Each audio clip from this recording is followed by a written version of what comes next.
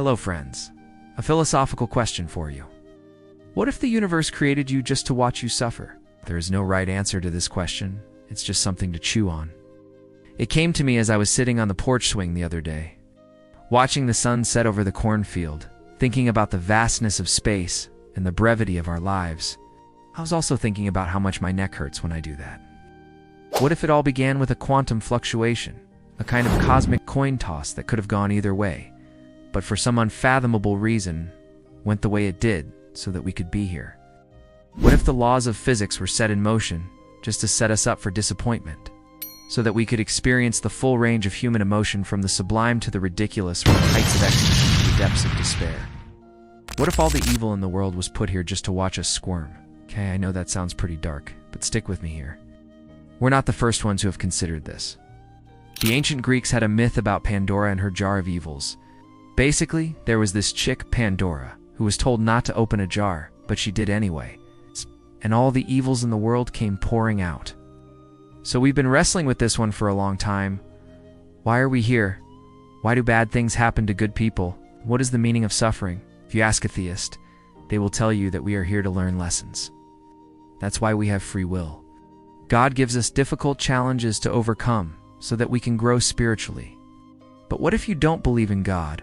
Or, and this might be a better way to put it, what if you believe that God is indifferent to our plight, or worse, takes a certain perverse pleasure in our misery? Friedrich Nietzsche grappled with this idea in his book Thus Spoke Zarathustra. In it, he has this character named Zarathustra, who comes down from the mountains after 10 years of solitude to find that the world has gone to shit. People have lost their faith in God and are wallowing in their own filth.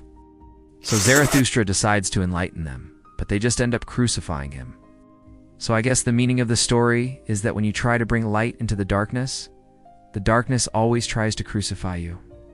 That's just the way the world works. But where does that leave us? If there is no God, or if God is too busy playing dice with the fate of galaxies to care about our little corner of the cosmos, then what is the meaning of anything? If there is no objective standard of good and evil, then all we have is what we bring to the world. That means that the burden of creating meaning falls on us. We each have to create our own meaning in a meaningless world. But wait, that's not nihilistic at all. Nihilism is the belief that life is meaningless. Like if we create the meaning, then life is not meaningless. It's actually overflowing with meaning. Each of us creates our own meaning in our own little corner of the cosmos. That's why we have art and music and poetry and philosophy and, well, videos about what it would be like if the universe created you just to watch you suffer. But then the question becomes, why do we create all this meaning if it's just going to be destroyed by forces beyond our control? I mean, think about it. Everything we build, everything we love, every single thing we do is going to be destroyed eventually. Our houses will burn down, our cars will rust away, our bodies will decay. Even the earth itself will eventually die. Nothing lasts forever. So why bother trying? Why not just give in to the darkness? Because there is beauty in the darkness, my friend. There is beauty in the struggle. There's meaning in our efforts to create, to love, to understand. Because in the end, it's all we have. We have to keep trying to create, even though everything we create will eventually be destroyed. We have to keep loving, even though our hearts will eventually be broken. We have to keep trying to understand, even though we will never truly understand.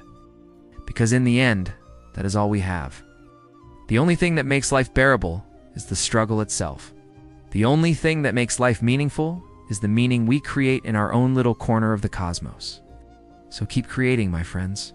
Keep loving. Keep trying to understand. Because that is all we have. That is all we need. Well, hey, thanks for watching. If you enjoyed this video, please like and subscribe so I don't have to eat crow. And remember, don't eat crow unless it's necessary.